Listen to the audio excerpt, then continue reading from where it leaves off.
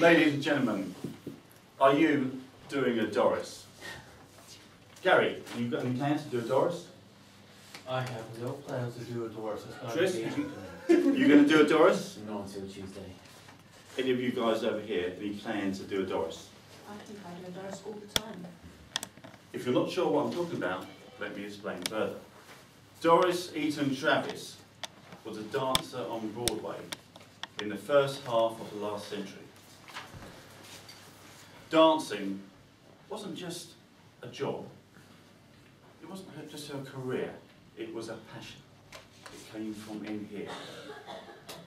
She was a member of the Ziegfeld Follies, a dance troupe that regularly appeared in some spectacular shows on Broadway. In that line of business, there tends to be something of a shelf life. Because most of the customers, especially the men, want to see 20-year-old girls dancing on stage and not necessarily 38-year-olds, for example. But the passion didn't leave Doris.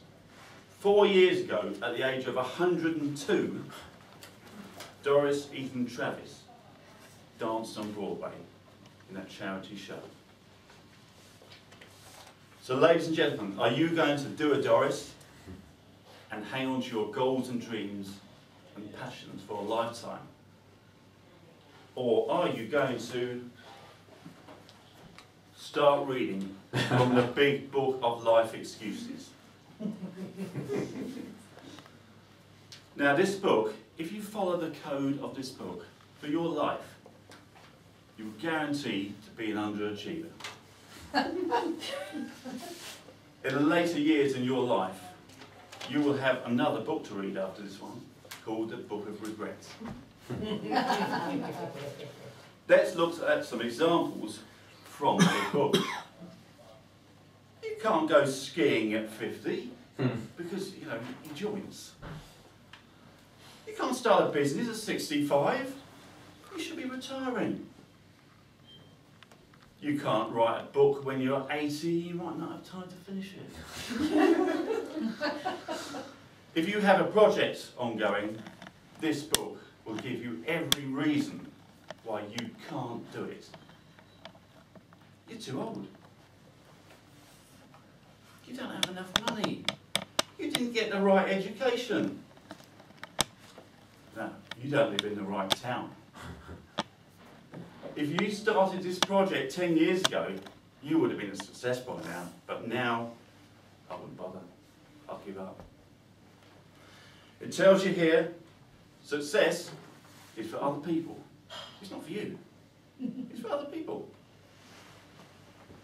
Listen to other people's opinions, because they know more than you. If you have a business idea, and you say to your friends, yeah, that's a great idea, and they say, well, a bit of a recession on, yeah, I wouldn't do it, there's a lot of people doing what you're doing, give up. That is what's in the book of Life Excuses. This book, ladies and gentlemen, if you follow the code of this book, it will stomp on your dreams. So I want to raise the energy in the room now.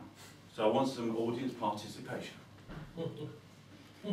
So when I mention some of these examples here, like you can't go skiing at 50, I want you to all go, yes we can! And you can't start a business at 65? Yes, we can! Right, we're all ready. You guys at the back. You can't go skiing when you're 50? Yes, we can! You can't start a business when you're 65? Yes, we can! You can't write a book when you're 80? Yes, we can! You can't do a parachute jump when you're 95? Yes, no, we can't!